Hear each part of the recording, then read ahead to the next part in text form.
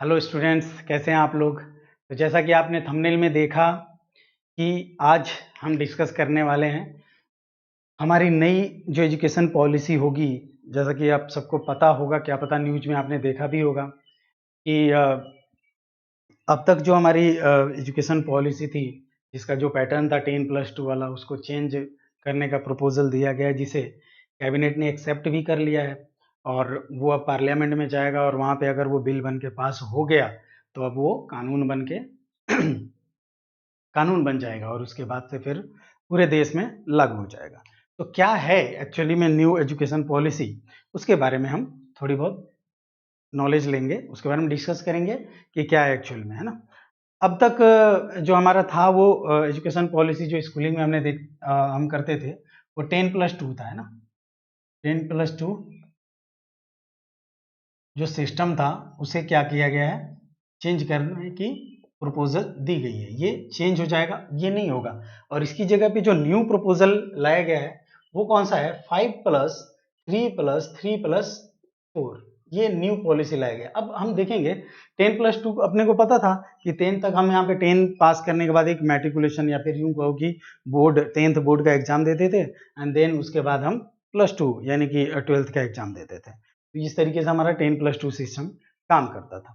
अभी यहाँ पे क्या है, 5+3+3+4, ये जो नई पॉलिसी आई है, जो 4 पार्ट्स में बांटा गया है इन सब चीजों को, ये जो 12 साल को ये 4 पार्ट में ऐसे बांटा गया है, वो क्या एक्चुअली किस तरीके से वर्क करेगा। अब तक जो नॉलेज आई है, अब तक जितनी भी जानकारी आई है, वो मैं आपके समक्ष आपके सामने रखने वाला हूँ। चलिए, तो सबसे पहले इसके लिए मैं इसको देखता हूँ। जो सबसे प्राइमरी स्टेज है इसका, है ना, फाउंडेशन स्टेज बोल सकते हैं एक तरीके से, वो है 5 वाला। यानी कि ये 5 जो बोला गया है ना, 5+3+3+4, एक्चुअली दीज आर ईयर्स, है ना। 5 साल का शुरू का, फिर 3 साल का, फिर 3 साल का, फिर 4 साल का, किस तरीके से वो देखेंगे। जैसे ये था 10 साल का, फिर 2 साल का। तो यहाँ पे क्या है, इसमें है प्री प्राइमरी जो हमारा होता है। प्री प्राइमरी आपने सब जानते होंगे, नर्सरी, है ना। नर्सरी, एलकेजी, यूकेजी, जो अपने अपने लैंग्वेज में जैसे भी आप समझ सकते हो इस चीज को। तो 3 साल का ये होता है, और प्लस क्लास 1 एंड क्लास 2। तो क्लास 1 और क्लास 2 2 साल ये हो गए और 3 साल ये, मिलके 5 साल टोटल एडअप हो गए। वो 5 साल ये प्री फाउंडेशन, ये फाउंडेशन स्टेज क्या है अपने को बताता है। इसमें क्या चेंजिंग है, इसमें एक्चुअली बच्चों पे जो बुक्स का लोड है ना, उसे कम किया गया। बच्चों के बुक्स के लोड को कम किया गया है। मतलब इस तरीके से ज्यादातर मैक्सिमम यूं समझो कि मोरल स्टडीज के ऊपर ज्यादा ध्यान दिया गया है ना। मतलब बच्चे यूं समझो कि थोड़ा डेमोन्स्ट्रेशन के टाइप से पढ़ाई करेंगे, है ना। उन्हें कुछ दिखाया जाएगा, कुछ खेल कूद, और उस तरीके से उन बच्चों को पढ़ाया जाएगा। तो उसमें किस तरीके से जो एनसीईआरटी डिजाइन करेगी आगे का, किस तरीके से स्टडी को रोचक बनाना है, किस तरीके से इंटरेस्टिंग करना है, तो वो जैसे जैसे आगे आएगा वैसे वैसे मैं आपको उसके बारे में इंट्रोड्यूस कराऊंगा, है ना। तो यहाँ पे क्या है, सबसे पहला चीज जो मेन मेरे को लगा, वो बुक का लोड जो है बच्चों पे, वो उसको क्या किया है, रिड्यूस कर दिया। क्योंकि अब तक हम देखते थे काफी शुरू में ही, पहली दूसरी क्लास में ही, प्राइवेट स्कूल्स और ऑल वो सारे स्कूल्स होते थे, जो भी स्कूल्स होते थे, उनमें बुक्स का इतना लोड हो जाता था, कॉपी किताब वगैरह। बच्चे, छोटे छोटे बच्चे और ये बड़े बड़े बस्ते लेके फिर सड़कों पे निकलते, तो अपने को देख के दया आ जाती थी, है ना। हम भी शायद इन सब चीज़ों से गुजर चुके हैं। तो ये चीज़ों को कम किया गया है और उन पे ज़्यादा मोरल स्टडी की तरफ, है ना, इस पे ध्यान दिया गया है। चलो, तब अगला, इसके बाद जो 3 इयर्स का है ना, मतलब हमने प्री फाउंडेशन, प्री प्राइमरी पढ़ लिया, क्लास 1 और क्लास 2 पढ़ लिया, 5 साल ये फिनिश हो गए। उसके बाद को जो है वो भी एक तरीके से मिडिल स्टेज बोल सकते हो आप इसे। और मिडिल स्टेज में जो आएगा वो मतलब 3 है यहाँ पे, तो ये 3 इयर्स में आएगा। मतलब 3 इयर्स के कौन कौन से क्लास, तो 2 तक तो यहाँ फिनिश हो गया, फिर आगे क्या बचा, 3 4 5, यानी क्लास 3 क्लास 4 एंड क्लास 5। तो ये 3 इयर्स, मतलब 3 classes, 3 4th and 5th, 3rd 4th and 5th class, ये इसमें आएगा मिडिल स्टेज में। इसमें क्या जोड़ दिया गया है, इसकी ये यहाँ पे जो बच्चे पढ़ेंगे ना, इसकी जो स्टडी होगी वो अपनी मदर लैंग्वेज में होगी, मतलब मातृभाषा में होगी। जैसे हिंदी हुई तो हमारी हिंदी मातृभाषा है तो उसमें होगी, या फिर लोकल लैंग्वेज में होगी। तो मतलब ऐसा नहीं है कि आप हिंदी में ही कोई इस पे आपको इसमें बाउंड नहीं किया गया कि आपको हिंदी से ही पढ़ना है, तो आप अपने लोकल लैंग्वेज में भी पढ़ सकते हैं। जैसे कोई बंगाली में पेपर देना चाहते तो बंगाली में पढ़ाई करना चाहता है वो बंगाली में कर सकता है, मराठी वाले मराठी में कर सकते हैं, कन्नड़ वाले कन्नड़, जो भी है जिस भी लैंग्वेज में आप चाहो लोकल लैंग्वेज में आप कर सकते हो। मतलब इसमें जो है ना स्टूडेंट्स को मदर लैंग्वेज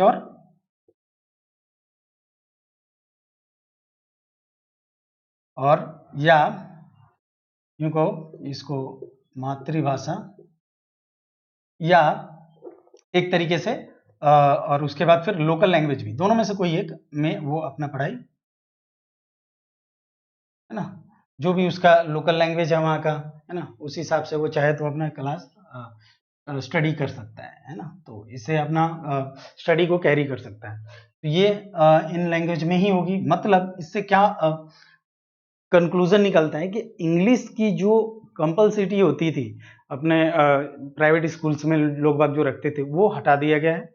मतलब आपको मदर लैंग्वेज और लोकल लैंग्वेज पे ज़्यादा फोकस किया गया है ताकि बच्चे इन लैंग्वेजेस में ही अपनी पढ़ाई को कर सकें और ज़्यादा तरीके से अपने आप को बिल्ड कर सके, अपने नॉलेज को इन्हीं लैंग्वेज में बिल्ड कर सके। यहाँ पे एक्चुअली मैं आपको सब्जेक्ट्स का, जो भी सब्जेक्ट्स होते हैं हमारे जो मेन सब्जेक्ट्स का इंट्रोडक्शन कराया जाएगा।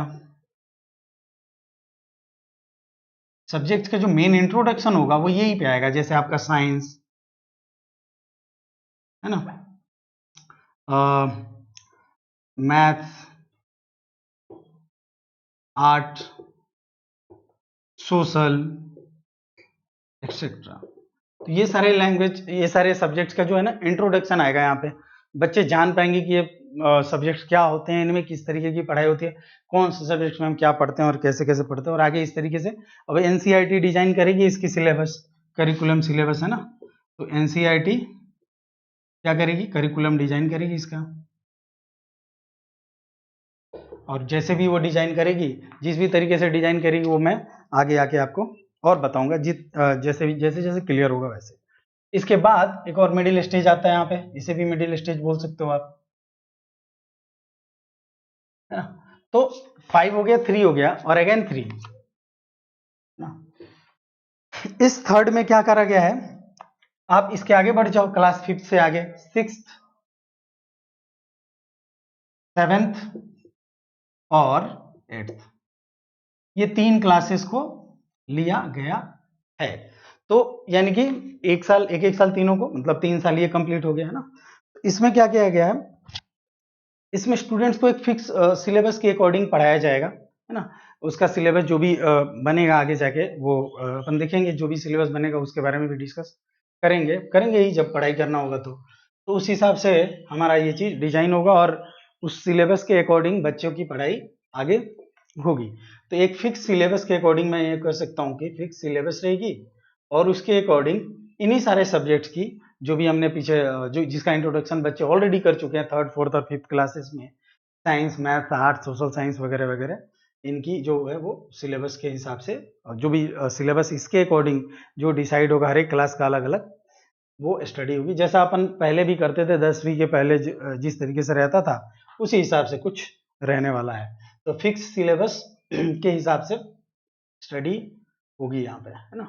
तो फिक्स सिलेबस के यहाँ पे स्टडी होगी, उसके हिसाब से पढ़ाया जाएगा बच्चों को, है ना। सब्जेक्ट्स जो भी है साइंस मैथ्स, आप यहाँ पे चाहो तो लिख भी सकते हो इन चीज़ों को, साइंस मैथ्स सब चीज़ बच्चों को पढ़ना होगा, साइंस मैथ्स आर्ट्स, है ना, सोशल, जितने भी सब्जेक्ट्स हैं वो 8th तक पढ़ना अनिवार्य है बच्चों को, ये सब चीज़ पढ़ना ही होगा। इनमें कुछ सिलेक्शन वगैरह की मेरे को लगता नहीं है कि होगा, ये सब चीज़ ये होगा। जो मेन फोकस यहाँ पे दिया गया है ना, यहाँ पे 6th 7th 8th में, वहाँ पे बच्चों को कंप्यूटर कोडिंग भी सिखाई जाएगी। ये बहुत ही बेहतरीन इनिशिएटिव है जो मैं मेरे हिसाब से लगा। तमाम मैं बताऊंगा आगे भी बहुत सारा अच्छे इनिशिएटिव लिए गए हैं। उन सारे इनिशिएटिव्स में एक अगर मैं चूज करूं कि टॉप 5 इनिशिएटिव या 10 इनिशिएटिव, उनमें से एक इनिशिएटिव ये भी आएगा कि कंप्यूटर कोडिंग की जो है क्लास, कंप्यूटर कोडिंग को बच्चों को यहीं पे सिखाया जाएगा। कंप्यूटर कोडिंग सीखेंगे तो बच्चे क्या कर पाएंगे? एक्चुअल में मैं जहां तक देखूं तो ये जो सिलेबस है वो मेरे को बहुत हद तक जापान से है ना, थोड़ा सा उससे मिलता जुलता लग रहा है मेरा, मतलब ये जो पैटर्न लग रहा है इस तरह से जापान में भी जिस तरीके से, चाइना में भी है, जैसे कि बच्चे बचपन से ही कोडिंग वगैरह करना शुरू कर देते हैं ना, आप देखते होंगे रोबोट बनाना एंड एप्स वगैरह बनाना, ये सारी चीजें शुरू करते हैं। तो बच्चे अब कर पाएंगे 6, 7, 8 क्लास में बच्चे एप्स बना पाएंगे, सीख पाएंगे उन चीजों को, है ना। अगर बच्चों का इंटरेस्ट अगर उसमें हुआ तो और अच्छा कर पाएंगे उनमें, है ना। तो ये चीजें हैं, कंप्यूटर कोडिंग आपको इसमें सिखाया जाएगा। और दूसरी चीज इसमें जो बहुत ही अच्छी काम की गई है वो ये है कि इसमें इंटर्नशिप का भी जो है प्रोविजन दिया गया है, बच्चा इंटर्नशिप भी कर सकता है। अब इंटर्नशिप मतलब क्या? इतने छोटे बच्चे इंटर्नशिप क्या करेंगे? तो उसके बारे में मैं आपको बता दूं। इंटर्नशिप मतलब सपोज किसी बच्चे को पेंटिंग में बहुत इंटरेस्ट है ना, मान लो उसे पेंटिंग बहुत अच्छा करना आता है और वो अच्छा कर भी रहा होता है, तो वो बच्चा फिर किसी पेंटर के पास जाके इंटर्नशिप कर सकता है ना। जैसे बच्चे को, जैसे मैंने अभी अभी बताया, कंप्यूटर कोडिंग सिखाया जाएगा और कंप्यूटर कोडिंग उसे बहुत अच्छा लग गया तो वो चाहे तो किसी सॉफ्टवेयर कंपनी में जाके कंप्यूटर कोडिंग की क्लास या फिर इंटर्नशिप सॉरी कर सकता है और उस चीज की रिपोर्ट अपने करिकुलम में ऐड कर सकता है। तो इस तरीके का है। तो ये बहुत ही अच्छा 2 इनिशिएटिव लिया गया है, जो कि मैं यहाँ पे कंप्यूटर कोडिंग पढ़ाना और जो इंटर्नशिप वाला जो था, ये 2 चीज बहुत ही अच्छा है। यहाँ पे बच्चे अपने इंजॉय अपने मैं यूं कहूँ कि रुचि के हिसाब से, जैसे म्यूजिक किसी बच्चे का अगर इंटरेस्ट है तो म्यूजिक में भी वो अपना इंटर्नशिप कर सकता है, किसी सीख सकता है और उस हिसाब से अपना करिकुलम डिजाइन कर सकता है। तो ये सारी चीजें हैं जो कि बहुत अच्छी अच्छा है। यहाँ पे 2 चीजें मेरे को बहुत ही सही दिखा और इधर भी बाकी चीजें भी बहुत सही लगा मेरे को।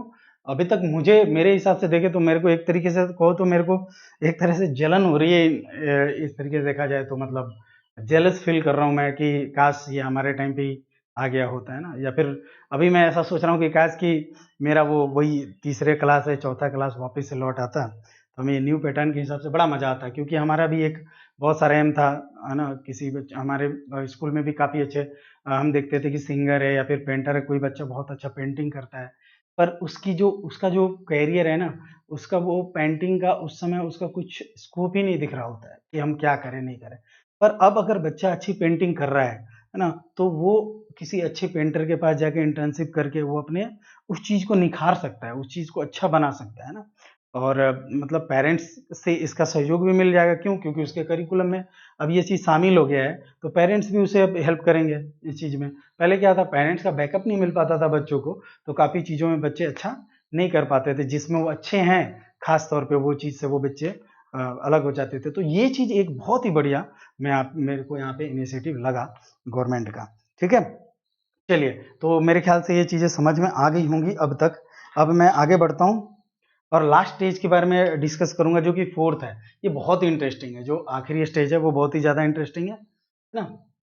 तो इसे मैं मिटाता हूँ, तो टाइम खराब ना हो इसके लिए मैं इसे पॉज करके फिर मिटाता हूँ। चलिए, तो फिर हम आखिरी जो हमारा स्टेज है वो डिस्कस कर लेते हैं, 4th, है ना। जैसे अभी हमने क्या देखा, पहला जो था 5 इयर्स का था, है ना, प्री का, और वो मैं ये फाउंडेशन स्टेज बोल के मैंने उसे दिया था और मैंने आपको बताया था कि किस तरीके से होगा। फिर 3 जो कि क्लास 3rd से 5th तक का, फिर ये जो था वो 6th से 8th तक का। तो ये लास्ट जो 4th है वो क्या है, ये 4 इयर्स का, ये कैसा है, ये बहुत ज्यादा इंटरेस्टिंग है और इस पे आपको ज्यादा फोकस करने की जरूरत है, क्योंकि हम जो 10th बोर्ड था हमारा वो हटा दिया गया है इसके अंदर, 12th बोर्ड हटा दिया गया बिल्कुल पूरी तरीके से, है ना। तो ये नया इंटरेस्टिंग चीज है कि क्या है, कैसे इस चीज को हम देखेंगे, है ना। तो ये जो 4 है यानी 4 इयर्स है, इसको कैसे बांटा गया है, तो 9th से लेकर के 12th तक, है ना, 9th क्लास से 12th तक, 9th 10th 11th and 12th, तो ये हो गया 4 साल, 4 इयर्स के क्लास इस तरीके से बांट दिए गए। अब इनमें किस तरीके से पैटर्न होगा, इसमें क्या है ना, इसमें बच्चों को फ्यूचर के हिसाब से पढ़ाया जाएगा। फ्यूचर के अकॉर्डिंग। तो what do mean by future के अकॉर्डिंग, मतलब क्या है? पहले भी तो फ्यूचर की तरीके से पढ़ते थे, पर नहीं, ऐसा नहीं है। पहले क्या था, अब यहाँ पे जो ना पहले जो स्ट्रीम बंटता था 12th में आके, वो इस यहाँ पे इस तरीके का कुछ नहीं है। मतलब मुझे एक बहुत ही अच्छी चीज इसमें ये लगी कि जैसे सपोज किसी बच्चे को, है ना, जैसे 12th में हम आते थे तो हमारा स्ट्रीम बढ़ जाता था ना, जैसे साइंस वाला हो गया, फिर आर्ट्स ले लिया, या तो फिर कॉमर्स ले लिया, या तो फिर जो भी है वटेवर। तो इस तरीके से हम अपने स्ट्रीम को अपने चॉइस के हिसाब से बांटते थे, है ना। तो वहाँ पे क्या होता था, बहुत सारे बच्चे हो गए। जैसे मैं पार्टिकुलरली अपनी बताऊं तो मेरे को भी जैसे साइंस के अलावा मुझे ज्योग्राफी बड़ा अच्छा लगता था पढ़ना, तो मैं वो नहीं ले पा रहा था वहाँ पे। लेकिन यहाँ पे ऐसा नहीं है, यहाँ पे है ना, और राइट फ्रॉम 9th से किया गया ना, तो मतलब बेसिक्स भी क्लियर होगा। ये देखो आप, यहीं से आप अपना सब्जेक्ट सेलेक्ट कर सकते हो अपने हिसाब से। मतलब अगर आप यहाँ पे वो जो भी स्ट्रीम वाला सब्जेक्ट है ना, स्ट्रीम सिस्टम जो है वो सब चीज हटा दिया गया है। मतलब कोई ये नहीं कि साइंस स्ट्रीम और आर्ट स्ट्रीम, ऐसा कुछ नहीं है यहाँ पे, है ना। तो फ्यूचर के अकॉर्डिंग यहाँ पे जो स्टडी होगी वो होगी। और यहाँ पे किस तरीके होगा, सब्जेक्ट्स का पूल बनाया जाएगा, और वहां से बच्चे अपने चॉइस के सब्जेक्ट सेलेक्ट कर पाएंगे, है ना। सब्जेक्ट्स क्या आएंगे, चॉइस के अकॉर्डिंग, चॉइस के अकॉर्डिंग जो है सब्जेक्ट सेलेक्ट कर पाएंगे। मतलब अब वो समय आ गया है कि बच्चे, ध्यान से देना, अब वो समय है कि बच्चे सपोज मैथ्स के साथ साथ चाहे कि मैं हिस्ट्री भी पढ़ूं तो वो भी पढ़ सकते हैं, है ना, नो प्रॉब्लम। मतलब अगर स्टूडेंट चाहता है कि मैं मैथ्स भी पढूं, हिस्ट्री भी पढूं, फिजिक्स भी पढूं, तो वो इस तरीके से कर सकता है ना। पहले ऐसा नहीं था ना, पहले 12th में एग्जाम में क्या था, अगर आप मैथ्स लिए हो तो हिस्ट्री नहीं पढ़ सकते, है ना। तो हमारे अंदर एक, हमारे ऊपर एक बाउंडेशन था। अब ये ऐसा नहीं है ना। तो अब, और वो भी देखो कहां से, 9th से ही ये लागू हो गया, 9th से 12th तक। मतलब ऐसा नहीं है कि आगे जाके ऐसा हो रहा है और हमारा बेसिक्स कमजोर रहेगा, ऐसा नहीं। जो फाउंडेशन, जो नॉलेजेज होंगे इन सारे सब्जेक्ट्स का, वो 8th तक मिल जाएगा आपको, कि वहां तक तो सब कुछ पढ़ना है। पर 9th से 12th तक के लिए आपको सब्जेक्ट क्या करना पड़ेगा, सेलेक्ट करना पड़ेगा अपने हिसाब से। और उस हिसाब से आप उस सब्जेक्ट्स में अच्छा कर पाओगे, बहुत अच्छा कर पाओगे, मुझे जहां तक लगता है। ये बहुत ही अच्छा इनिशिएटिव लगा। मतलब अगर फिजिक्स वाला बच्चा चाहे कि मैं आर्ट्स क्या कोई सब्जेक्ट लेके पढूं, हिस्ट्री पढूं, तो वो हिस्ट्री लेके पढ़ सकता है, केमिस्ट्री के साथ हिस्ट्री लेके, या ज्योग्राफी लेके पढ़ सकता है, मैथ्स के साथ, है ना। सपोज मेरा मैथ्स अच्छा है पर मेरे को हिस्ट्री से भी बहुत प्यार है ना। तो ये इस तरीके से, इस तरीके का अगर मेरा कोई ख्वाब है तो वो मैं यहाँ पे पूरा कर सकता हूँ। एक सब्जेक्ट्स का पूल तैयार होगा, उनमें से सब्जेक्ट्स को चॉइस करेंगे बच्चे, और उस हिसाब से होगा। और किस तरीके से पूल सब्जेक्ट होगा, तैयार होगा, और कौन कौन से सब्जेक्ट्स उसके अंदर रहेंगे, ये अभी तक क्लियर नहीं है। जैसे ही आगे नोटिफिकेशन आएंगे मैं आपको क्लियर कर दूंगा। चलिए, अब इसमें क्या होगा कि एग्जाम्स किस तरीके से होंगे वो देखो ध्यान से। सबसे अच्छी चीज है इसमें एग्जाम्स पैटर्न, वो भी बहुत बढ़िया है। एग्जाम्स किस तरीके से होंगे, इनके एग्जाम्स अब जो 10th का आप बोर्ड देते थे, 12th का बोर्ड देते थे, अब ऐसा नहीं होगा। अब ये समझ लो ऐसा एग्जाम नहीं होने जा रहा है। मतलब ये जो होगा एग्जाम्स, इनके सेमेस्टर बेसिस पे होंगे, सेमेस्टर बेसिस, सेमेस्टर सिस्टम बोल लो, सेमेस्टर सिस्टम होगा। मतलब कि हर 6 महीने पे एग्जाम होगा, समझ रहे हो आप। तो ये 4 साल में मतलब 8 सेमेस्टर, हर 6 महीने पे, एक साल में 2 सेमेस्टर होते हैं, जैसे इंजीनियरिंग में होता है वैसे ही यहाँ पे होगा, हर 6 महीने पे एग्जाम होगा। इससे फायदा क्या होगा, दो तरीके का फायदा है। एक तो बच्चे क्या करते हैं, साल भर, जैसे 12th में ना, 10th पास करने के बाद पूरे 2 साल मजे करेंगे ना। और एग्जाम्स के पहले वो क्या, गाइड वाइड पढ़ पुढ़ा के 2 महीने पहले, है ना, गाइड वाइड पढ़ पुढ़ा के, और वो कुछ क्वेश्चंस प्रीवियस ईयर रट उठा के, और वो पास हो भी जाते हैं। तो यहाँ पे ये उनको ऐसी आजादी नहीं मिलेगी, उन्हें पढ़ना पड़ेगा, और पूरे ईयर पढ़ना पड़ेगा। समझ रहे मेरी बात को, पूरे ईयर पढ़ना पड़ेगा। क्यों, क्योंकि हर एक सेमेस्टर में एग्जाम हो रहा है, एवरी सेमेस्टर। तो हर एक सेमेस्टर में एग्जाम होने से फायदा क्या हो जाएगा, बच्चे की पढ़ाई पे रुचि, पढ़ना ही पड़ेगा। जब उन पे लोड आएगा पढ़ेगा तो वो पढ़ेंगे भी, और उस चीज को अच्छे से हो पाएगा ये चीज, तो है ना। तो ये एग्जाम सिस्टम क्या हुआ अपने, सेमेस्टर वाइज हो गया, है ना। और यहाँ पे कोई लैंग्वेज के बाहर नहीं है, कोई लैंग्वेज सिस्टम ये नहीं है कि भाई नहीं आपको इंग्लिश में देना है या हिंदी में ही देना, आप जिस भी लैंग्वेज में चाहो तो दे सकते हो, यानी कि नो लैंग्वेज बार। तो जिस भी चाहो आप उस लैंग्वेज में आप इसमें आप एग्जाम को लिख सकते हो। 9th से लेकर 12th तक ये 4 साल का इस तरीके का कुछ सिस्टम रहा। अब इसमें रिपोर्ट कार्ड किस तरीके से डिजाइन होगा, मतलब जैसे ये 4 साल का, तो जो रिपोर्ट कार्ड बन के आएगा वो कैसे आएगा, तो वो चीज भी देखने वाली बात है कि रिपोर्ट कार्ड किस तरीके से बन के आएगा। तो अब आती है बात कि रिपोर्ट कार्ड किस तरीके से इसका तैयार हुआ। तो रिपोर्ट कार्ड के लिए ऐसा नहीं है कि सिर्फ एग्जामिनेशन के पेपर के हिसाब से ही और पेपर में जो आपने लिखा जो मार्क्स है उसके हिसाब पे ही रिपोर्ट कार्ड बनेगा। रिपोर्ट कार्ड में भी काफ़ी थिंग्स है, काफ़ी पॉइंट्स हैं जो रोल प्ले करेंगे, जैसे नेचर स्टूडेंट्स का ना व्यवहार क्या है, and then mental strength,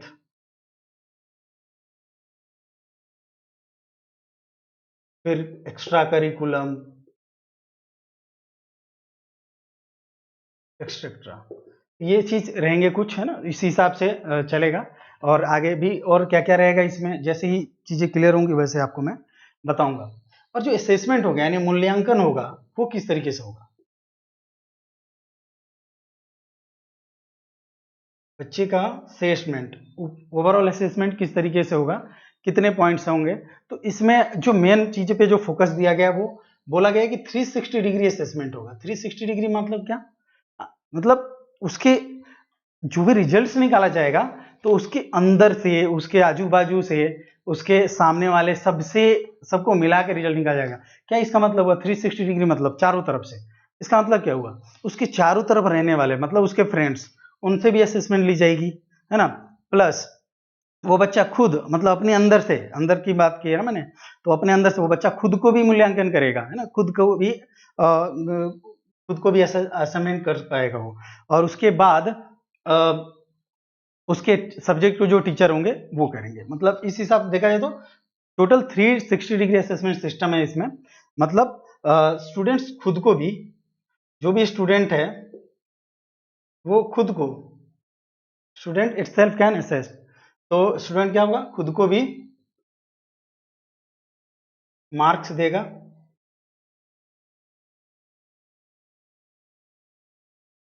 then उसके फ्रेंड्स भी देंगे,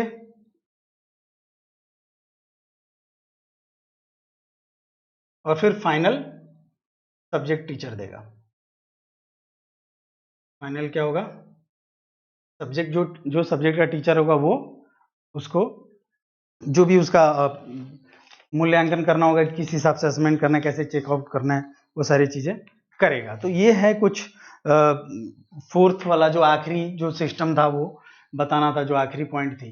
तो इस हिसाब से बहुत ही सही चीज लगा मेरे को यहाँ पे कि बच्चा 9 से लेके 12 तक सोचो सिर्फ अपनी चॉइस की सब्जेक्ट पढ़ पाएगा। ये कितनी अच्छी बात है ना। मुझे बहुत सही लगा ये चीज, सिर्फ अपने चॉइस की सब्जेक्ट पढ़ पाएगा वो। कोई ऐसे सब्जेक्ट नहीं जिसमें उसकी रुचि नहीं, मतलब अपने रुचि के हिसाब से सब्जेक्ट सेलेक्ट करो और पढ़ाई करो। अब इसमें कुछ कंपलसिटी रहती है या नहीं कि फला सब्जेक्ट पढ़ना ही है, कंपलसरी है, या फिर जो भी है वो चीज़ आगे अगर कुछ ऐसा आता है तो बताया जाएगा। यहाँ तक अब तक की जो जानकारी है उसका ऐसा ही है कि बस वो एक पूल तैयार किया जाएगा सब्जेक्ट का, उसमें से बच्चे सेलेक्ट करेंगे और 9 से 12 तक का मतलब पूरा बेसिक से लेकर वो अच्छे से वो उस चीज़ को अपने चॉइस के हिसाब से उसे पढ़ पाएगा। राइट, फिर उसके पहले भी देखो, उसके पहले बच्चा अगर सपोज क्लास 6 से, जैसे मैंने बताया कि वो कोडिंग सीख पाएगा, तो क्लास 6 से 8 तक अगर वो कोडिंग सीखता है सपोज, और वहाँ पे उसकी इंटरेस्ट वहीं पे जग जाती है, तो वो अपने आप को समझ पाएगा। क्यों, क्या होता है आजकल की लाइफ में, एक्चुअली में मैंने देखा कि हम समझ ही नहीं पाते हैं। 10वीं तक तो हमें पता ही नहीं होता कि हमें करना क्या है। हम पढ़, बस हमारी सिलेबस है, हमें पढ़ना है, हमको पेपर लिखना है, मैट्रिक में स्कोर करना है, बस इसलिए हम पढ़ रहे होते हैं। तो अब क्या हो पाएगा, अभी बच्चों को जो ये सारी चीजें करेंगे ना बच्चे, तो उनको पता चल पाएगा 6 7 8 में ही पता रहेगा कि हमें, हमारी इंटरेस्ट क्या है।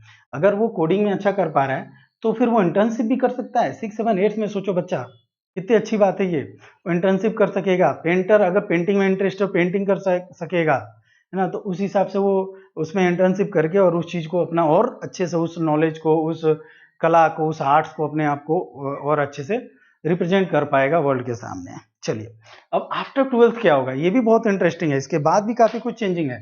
आफ्टर 12th अब कॉलेज की स्टडी आती है ना, तो उसमें कैसे होगा वो भी देखना है। तो इससे मैं देता हूं मीठा और फिर आगे आपको बताता हूं। चलिए, तो आफ्टर 12th अब बच्चे को, आपको कॉलेज में एडमिशन लेना है। कॉलेज में एडमिशन के लिए क्या होगा, कॉमन एप्टीट्यूड टेस्ट होगा। CET कॉमन एप्टीट्यूड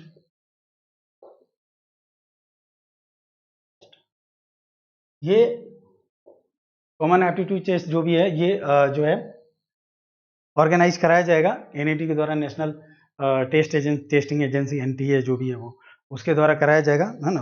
और आगे क्या क्या क्लियर होता है वो भी मैं आपको बताऊंगा।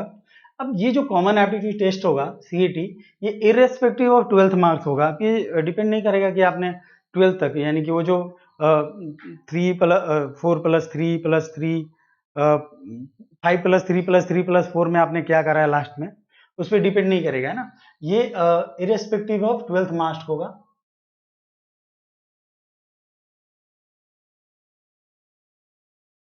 मतलब ऐसा जरूरी नहीं है कि आपका इस टेस्ट में बैठने के लिए कुछ कट ऑफ हो कि भाई इतना मार्क्स 12th में हो तो ही आप बैठ पाओगे, ऐसा कुछ नहीं होगा। Every student can sit in this exam, है ना, चाहे वो कितना भी मार्क्स करके आया है।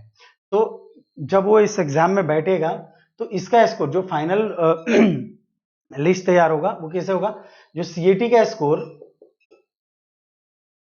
इसमें ऐड किया जाएगा, क्या आपका जो 12th का स्कोर है वो, और इसके अकॉर्डिंग जो भी है आपका मेरिट लिस्ट तैयार होगी और आपका एडमिशन होगा। इसके अकॉर्डिंग मेरिट लिस्ट तैयार होगी और आपका आगे फर्दर एजुकेशन के लिए आगे जो भी कॉलेजेस में आपको एडमिशन लेना है उसका मेरिट लिस्ट तैयार होगा और फिर आप उस हिसाब से अपना एडमिशन ले पाओगे। अब यहाँ पे कॉलेज को भी इंडिपेंडेंसी होगी, कॉलेज अपना एग्जाम ले सकता है, या फिर जैसे अब IIT वगैरह का क्या होगा ये भी अभी आगे आने वाले समय में पता चलेगा कि उनके एग्जामिनेशन किस तरीके से होंगे, या फिर जैसे चल रहे थे वैसे ही होंगे। IIT मेरे ख्याल से वैसे ही चलेगा मुझे जहाँ तक लगता है, और वो जो IIT में जो स्कोर मुझे जहाँ तक लगता है 12th का जो रिक्वायरमेंट था उसे शायद हटा दिया जाएगा, और उस इसी पैटर्न पे जैसे IIT JEE का जो एग्जाम होगा प्लस 12th का स्कोर दोनों को कंबाइन करके और तब उसका जो है वो निकाला जाएगा मेरिट लिस्ट, और उसके हिसाब से IIT वगैरह में NITs वगैरह में एडमिशन होंगे। जो JEE के एग्जाम्स होते थे मुझे जहाँ तक लगता है अभी वैसे ही होगा, जो ये पैटर्न आने के बाद की बात कह रहा हूँ कि IIT JEE यहाँ एग्जाम लेगी, है ना, जो भी एग्जाम लेती है ना मेंस और एडवांस, उसका स्कोर प्लस 12th के स्कोर के हिसाब से वो डिसाइड होगा। पहले क्या था कि 75% वगैरह CBSE में तो होगा तो ये आप एडवांस लिख पाओगे वगैरह, ये जो भी कंडीशन था मुझे नहीं लगता कि अब वो रहेगा, क्योंकि जब यहाँ से हटा दिया गया है तो वहां से भी हटा दिया जाएगा। ठीक है। अब आते हैं ग्रेजुएशन में। ग्रेजुएशन में कैसे रहेगा, क्या क्या फैक्टर प्ले करेंगे यहाँ पे वो देखना है मेरे को। तो ग्रेजुएशन में एक्चुअली यहाँ पे सबसे इंपॉर्टेंट और सबसे बढ़िया काम जो किया गया है वो किया गया है academic book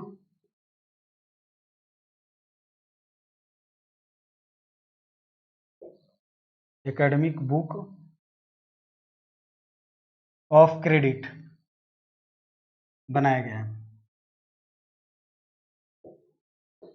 academic book of credit बनाया गया है। ये क्या होता है एकेडमिक बुक ऑफ क्रेडिट, मैं थोड़ी देर बाद में बताऊंगा। लेट्स इसके पहले मैं थोड़ा डिस्कस करूं कि एक्चुअली ग्रेजुएशन होगा कैसे, उसके बाद मैं इस पे आऊंगा वापस। तो होगा क्या, अगर आप मान लो सपोज फर्स्ट ईयर की पढ़ाई पूरी करते हो, फर्स्ट ईयर स्टडी जो आप पूरी करते हो, और वहां पे तो आपको क्या दिया जाएगा, सर्टिफिकेट मिलेगा, सर्टिफिकेट कोर्स बोला जाएगा उसे, सर्टिफिकेट मिलेगा। और अगर आपने सेकेंड ईयर की स्टडी पूरी करी, कंप्लीट कर ली, तो आपको डिप्लोमा कोर्स बोला जाएगा उसे, वहां पे आपको डिप्लोमा मिलेगा। और अगर आपने थर्ड ईयर की स्टडी पूरी कर ली तो आपको बैचलर मिलेगा, बैचलर डिग्री मिलेगी। ठीक है, तो इस तरीके से है, बैचलर डिग्री मिलेगा। और अगर आपने 4 इयर्स की स्टडी पूरी करी, अब इसका किस तरीके से प्लान रहेगा वो भी आने वाला है अभी आगे, पर अभी जैसा है वैसे मैं बता रहा हूं। तो आपको बैचलर विथ रिसर्च डिग्री दिया जाएगा, है ना, जो 1 साल इसमें रहेगा वो रिसर्च का रहेगा, है ना। तो इसमें आपको bachelor degree, bachelor with research degree दी जाएगी, बैचलर विथ रिसर्च डिग्री। अच्छा, अब आते हैं वापस एकेडमिक बुक ऑफ सर्टिफिकेट क्या होता है, इससे क्या फायदा है, sorry academic book of credit क्या क्या मतलब, एक तरीके से आपका एक बैंक अकाउंट है, जैसे आपका बैंक अकाउंट होता है ना, जब आपने मान लो उसमें 10,000 रुपये जमा कर रखे हैं, फिर अगर आप आगे 10,000 और जमा करोगे तो 10,000 उसमें 10,000 ऐड होकर 20,000 हो जाते हैं। उसी हिसाब से यहाँ पे भी है, जैसे अगर सपोज फर्स्ट ईयर का स्टूडेंट्स फर्स्ट ईयर की स्टडी करने के बाद अगर वो किसी कारण बस स्टडी उसकी छूट जाती है, सपोज है ना, कॉलेज छूट गया उसकी, और किसी कारण से फैमिली कंडीशन या एनी अदर रीजन, तबीयत खराब हो गई, एक्सीडेंट हो गया, किसी भी वजह से अगर उसकी पढ़ाई यहाँ पे फर्स्ट ईयर के बाद ही छूट जाती है, डिसकंटिन्यू हो जाती है, तो फर्स्ट ईयर की सर्टिफिकेट उसे मिल जाएगा और इसका क्रेडिट उसके एकेडमिक क्रेडिट ऑफ बुक में ऐड हो जाएगा, मतलब ये इसमें जमा हो गया, इसकी क्रेडिट है ना, जो ये डिजी लॉक के हिसाब से उसे लॉक किया जाएगा डिजी लॉकर में, और उस हिसाब से ये पूरा चलेगा, जो पूरा डिजिटल रहेगा, complete online and digital process है ये सब चीज। तो एकेडमिक बुक ऑफ क्रेडिट में इसका जो फर्स्ट ईयर का जो क्रेडिट है वो जमा हो जाएगा। अब अगर फ्यूचर में वो 2 साल 3 साल 4 साल के बाद जब भी उसे और स्टडी को कंटिन्यू करना चाहेगा, है ना, अभी तक जो पता है उसके हिसाब से बता रहा हूँ, फ्यूचर में जब भी उसे वो कंप्लीट करना चाहेगा तो उसे वापस से फर्स्ट ईयर को रिपीट करने की जरूरत नहीं पड़ेगी। क्यों? क्योंकि उसके एकेडमिक बुक ऑफ क्रेडिट में फर्स्ट ईयर का क्रेडिट ऑलरेडी जमा है, अब उसे सेकेंड ईयर से शुरू करना पड़ेगा और डायरेक्ट सेकेंड ईयर से अपनी पढ़ाई स्टार्ट कर सकेगा। समझ सकते हैं आप। वैसे ही अगर सेकेंड ईयर कंप्लीट कर दिया, मतलब उसके डिप्लोमा तक की उसकी स्टडी हो रखी है, मतलब अगर वो सेकेंड ईयर के बाद छोड़ता है तो उसके एकेडमिक बुक ऑफ रिकॉर्ड में क्रेडिट में ये भी जमा हो जाएगा, सेकेंड ईयर तक का डिप्लोमा तक का जो भी उसकी स्टडी है उसकी क्रेडिट जमा हो गई। और अगर वो उसके बाद फिर कभी कंप्लीट करना चाहेगा थर्ड और फोर्थ ईयर, तो उसको डायरेक्ट थर्ड ईयर से अपना स्टार्ट कर पाएगा, चाहे वो किसी भी कॉलेज से करना चाहे, है ना। जैसे मान लो फर्स्ट सेकेंड ईयर किसी अन्य कॉलेज से करा है, फिर वहां छोड़ गया, कहीं और चला गया, किसी और स्टेट में चला गया, और वहां पे बेचारा वो अपना काम शुरू किया, कुछ काम वाम कर रहा है, फिर उसे ख्याल आया कि नहीं भाई मुझे पढ़ाई भी करनी चाहिए, तो उसका ये वहां पे काम आएगा, एकेडमिक बुक ऑफ क्रेडिट उसे ऑलरेडी वहां पे काम आएगा, उसके जो भी क्रेडिट आएगा डिजी लॉकर के द्वारा उसे पता चलेगा कि जहाँ पे वो एडमिशन लेने जाएगा उसको, है ना, उस कॉलेज को पता रहेगा कि इस बंदे ने फर्स्ट ईयर की स्टडी कर रखी है, सेकेंड ईयर की कर रखी है, तो इसे थर्ड ईयर में एडमिशन उसे वहां पे मिल जाएगा, अगर उसकी करिकुलम जो भी रिक्वायरमेंट है उसे फुलफिल कर रहा होगा तो। ठीक है, तो इसे नाम दिया गया जैसे मल्टी एंट्री मल्टी एग्जिस्ट, है ना, ये एक तरीके से वो हो गया ना, मल्टी एंट्री मल्टी एग्जिस्ट बोल सकते हो ना इसे, मल्टी एंट्री मल्टी एग्जिस्ट, है ना, कितनी भी बार आओ और जा सकता है वो, है ना, मतलब एक ईयर में छोड़ दिया उसने, फिर सेकेंड ईयर कहीं और से कर लिया, थर्ड ईयर फिर और कहीं और से कर सकता है, फोर्थ ईयर और भी कहीं चौथे जगह से कर सकता है, तो इस तरीके से वो कर सकेगा।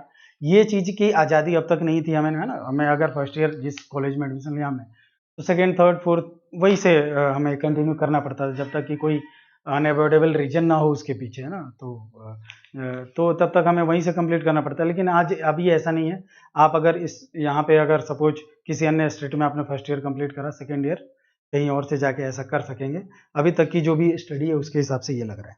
ठीक है, तो ये इसके साथ एक और चीज जो इसमें आया है वो मैं आपको बता दूं कि अगर एक साथ चाहे इंसान तो एक साथ एक से अधिक कोर्सेस भी कंटिन्यू कर सकता है। बहुत ही अच्छी चीज, सुपर चीज ये हुआ है, एक से अधिक कोर्सेज भी कंटिन्यू कर सकता है और सभी कोर्सेज का क्रेडिट उसके एकेडमिक बुक ऑफ क्रेडिट में रिकॉर्ड हो जाएगा, है ना, जमा हो जाएगा, यानी कि more than one subject, more than one course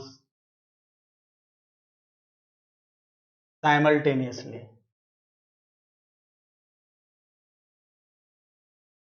more than one course simultaneously वो बच्चा कोई भी स्टूडेंट है वो कर सकेगा एक साथ, और उसकी सबकी क्रेडिट उसके एकेडमिक बुक ऑफ क्रेडिट में जमा हो जाएगी। तो ये इस तरीके का था, तो ये काफी अच्छा इनिशिएटिव, अगर ये सब कुछ लागू हो जाता है ना, भगवान कसम इतना सही हो जाएगा एजुकेशन सिस्टम, मेरे को बहुत सही लगा ये चीज। और दूसरी चीज जो सबसे बड़ा गाज गिरने वाला मेरे ख्याल से, वो इंस्टीट्यूट्स और ये कोचिंग इंस्टीट्यूट और ट्यूशन वगैरह, इन लोगों पे थोड़ा सा गाज गिरेगा इनमें, क्योंकि वो जो फिक्स वाले जो पढ़ाते थे मैथ फिजिक्स केमिस्ट्री यहाँ आ जाओ, तो वो चीज़ नहीं हो पाएगा ना, क्योंकि बच्चा तो अपने हिसाब से सिलेबस ले पाएगा, अपने हिसाब से सब्जेक्ट को सिलेक्ट कर पाएगा, तो वो चीज़, वो बाउंडेशन बच्चे के साथ रहेगा नहीं। ठीक है, तो अब आखिरी में जो मेन चीज़ है वो यहाँ पे है कि जो यहाँ पे MHRD है उसका नाम चेंज हो जाएगा, जो मानव संसाधन विकास मंत्रालय है उसका नाम चेंज होके सिर्फ शिक्षा मंत्रालय हो जाएगा। सिर्फ शिक्षा मंत्रालय, जो पूर्ण रूप से सिर्फ शिक्षा पे ही फोकस करेगा। ये बहुत ही अच्छा इनिशिएटिव है। और सबसे अच्छा इनिशिएटिव तो मुझे वो स्कूलिंग में लगा, जो 4th जो था कि 9th से लेकर 12th तक आपको सिर्फ वही सब्जेक्ट पढ़ना है जो आपका इंटरेस्टिंग है, जिसमें आपको इंटरेस्ट है। कितनी अच्छी बात हो सकती है, सोचो ना, 9th से लेकर 12th तक आप सिर्फ वही सब्जेक्ट पढ़ रहे हो जिसमें आपका इंटरेस्ट है। मतलब आपको जबरदस्ती आपके ऊपर लोड लादा नहीं गया कि ये सब्जेक्ट नहीं पढ़ना है, ये सब्जेक्ट पढ़ना ही है, ऐसा कुछ नहीं है। तो अगर मेरा इंटरेस्ट है कि मैथ में बहुत अच्छा हूँ मैं, लेकिन साथ ही साथ मेरे को ज्योग्राफी भी अच्छी लगती है, तो मैं मैथ्स के साथ ज्योग्राफी भी लेके पढ़ सकता हूँ, और ये चीज़ आज़ादी मेरे साथ रहेगी और मैं इस चीज़ में काफ़ी अच्छा कर पाऊंगा। इस हिसाब से ये सारी चीज़ें डिजाइन की गई, बहुत ही सही लगा, बहुत ही बढ़िया दिमाग भारत सरकार ने लगाया। अगर ये सब चीज़ लागू हो जाता है तो काफ़ी अच्छा हो जाएगा। और सबसे बढ़िया जो सेमेस्टर सिस्टम लगा वो बहुत ही बढ़िया, हर 6 महीने पे एग्जाम है ना, जो पढ़ने वाले बच्चे हैं उनके बारे न्यारे हो जाएंगे फिर उसमें। और academic book of credits, very good initiative, बहुत ही बढ़िया। फर्स्ट ईयर कहीं पे भी पढ़ा आपने, कहीं और स्टेट में चले गए, वहाँ पे सेकेंड ईयर कैरी कर सकते हैं, उसके बाद कहीं और दूसरे तीसरे स्टेट में जाके 3rd 4th ईयर आप कंटिन्यू कर सकते हैं। बहुत ही बढ़िया सिस्टम है ये चीज़। इसके साथ जो थोड़ा बहुत जो सुनने में आ रहा है कि जो मिड डे मील स्कूलों में मिलता था, उसके साथ साथ जो दोपहर में खाना मिलता था बच्चों को, शायद ऐसा डिस्कशन शायद सुनने में आया है। वैसे मैं न्यूज़ वगैरह पे देख रहा था कहीं, तो कि शायद उसमें अब सुबह का नाश्ता भी दिया जाएगा बच्चों को। तो ये बहुत ही बढ़िया, एक तरीके से अगर अच्छे से इम्प्लीमेंट हो जाता है और बच्चों को इसका फ़ायदा मिल पाता है तो अच्छा है। अदरवाइज सिर्फ टीचर तक रह जाए तो फिर अच्छा नहीं है। तो अब उसके साथ ही जहाँ तक और कुछ पता चला है कि बीएड जो है, बीएड के कॉलेजेस को बंद कर दिया जाएगा, बीएड कॉलेजेस नहीं होंगे। 4 साल का बीएड होगा जो कि किसी भी कॉलेज से किया जा सकेगा, जो सामान्य कॉलेज है, जनरल कॉलेज है, मैं ये यहाँ पे लिख दूँ, बीएड का कोई स्पेशलाइज्ड कॉलेज अब नहीं होगा, वो कॉलेज बंद होगा, 4 साल का होगा, और वो कहाँ होगा, किसी भी जनरल कॉलेज में हो जाएगा। ये चीज़ भी सुनने में आ रही है, बहुत ही अच्छी इनिशिएटिव है। जो हम बीएड करने के लिए दौड़ते भागते थे, तो क्या बिहार का स्टूडेंट है तो जाके राजस्थान में बीएड करेगा, या फिर वहाँ कॉलेज मिला, या फिर पता नहीं कहाँ कहाँ कॉलेज मिला, भाग दौड़ करके वो परेशान होते थे बच्चे, तो वो यहाँ अब शायद नहीं हो पाएगा। तो अब ऐसा है। फिर जो टीचर की, जो मैंने सुना है कि ज्वाइनिंग का है, वो भी काफ़ी पहले से तगड़ी, थोड़ा सा क्राइटेरिया बढ़ा दिया गया है कि जो स्टेट टीईटी होता था उसके साथ साथ बीएड होना बहुत कंपलसरी है। बीएड और स्टेट टीईटी में पास होना जरूरी है, साथ ही साथ इंटरव्यू भी जरूरी है, वो कर दिया गया है उसके बाद। और इंटरव्यू के बाद ऐसा नहीं कि आपका नौकरी लग गया तो बस आप फिक्स हो गए। इंटरव्यू के बाद जस्ट आपके 18 महीने के बाद, यानी 1.5 साल के बाद अगेन आपका एग्जाम होगा, ऐसा सुनने में आ रहा है। अगेन एग्जाम होगा कि आपने आप में जो आपकी टीचिंग एबिलिटी है, प्लस आपका जो नॉलेज है, आप किस तरीके से डिलीवर कर पाते हो बच्चों को, है ना, और इन सारी चीज़ों के बेसिस पे अगर आप वहाँ भी फेल होते हैं तो आपको वहाँ से भी घर का रास्ता दिखाया जा सकता है। तो इसीलिए अब स्टूडेंट्स के साथ टीचर भी फोकस्ड होने, टीचर्स को भी फोकस्ड होना पड़ेगा, सॉरी, कि हमें पढ़ाने के लिए उन्हें भी फोकस्ड होना पड़ेगा, और हर चीज़ों पे उनको भी करिकुलम पे और सब पे ध्यान देना पड़ेगा ताकि वो आगे अच्छा कर पाए। अब ये सारी चीज़ें रही, और इसमें और भी जो कुछ भी अगर और आगे इसके जो गजेट्स वगैरह हैं वो आने बाकी हैं, किस तरह के गजेट्स आते हैं, उनमें क्या प्रोविजंस और ऐड अप होते हैं, और किस तरीके से आगे फॉलो अप मैं इसको करता रहूँगा और मैं आपके सामने लाता रहूँगा, है ना। तो कल से, और मैथमेटिक्स का जो मेरा अब तक रुका हुआ था, थोड़ा कुछ टेक्निकल फॉल्ट की वजह से अब तक मैं रुका हुआ था, और मेरे लेक्चर्स जो अब तक है वो नहीं आ पा रहे थे, बट अब जो है मैं वो थोड़ा टाइम हो गया, 1-2 वीक हो गया लेक्चर्स आए हुए, बट अब कंटिन्यू कल से मैं कोशिश करूँगा, कोशिश नहीं पूरा ही प्रयास है कि वो 100% अब कंटिन्यू मैथमेटिक्स के क्लासेस आपके सामने आएँ, और बहुत ही जल्द मैं फिजिक्स भी आपके यहाँ पे लेके आने वाला हूँ क्लासरूम में, है ना, क्योंकि फिजिक्स भी बहुत ही एक मेरा इंटरेस्टिंग और पसंदीदा सब्जेक्ट रहा है, मैंने काफ़ी पढ़ाया भी है उसमें, तो उस चीज़ को भी मैं लेके आने की कोशिश करूँगा। जैसे ही टाइम मेरे को समय मेरे को जैसे भी अलाउ करे उस हिसाब से मैं वर्क करूँ। तब तक के लिए बाय, नमस्कार। और आप अपनी पढ़ाई पे ध्यान दें, स्टूडेंट सबको बोलूँगा, है ना, और किस तरीके से भी जो भी पैटर्न चेंज होता है वो, जहाँ तक मुझे लगता है कि ये अगले एकेडमिक ईयर से शायद लागू हो भी जाए, है ना, क्योंकि कैबिनेट का जो है वो कैबिनेट से तो पास हो ही गया है, अब वो पार्लियामेंट में आएगा और वहाँ पे अगर पास हो गया तो बिल की तरह बन गया और वो क्या होगा, एक कानून बन जाएगा, कानून का रूप। उस हिसाब से सारे स्टेट्स को अपने को इस करिकुलम को चेंज करना पड़ेगा। चलिए ठीक है, नमस्ते।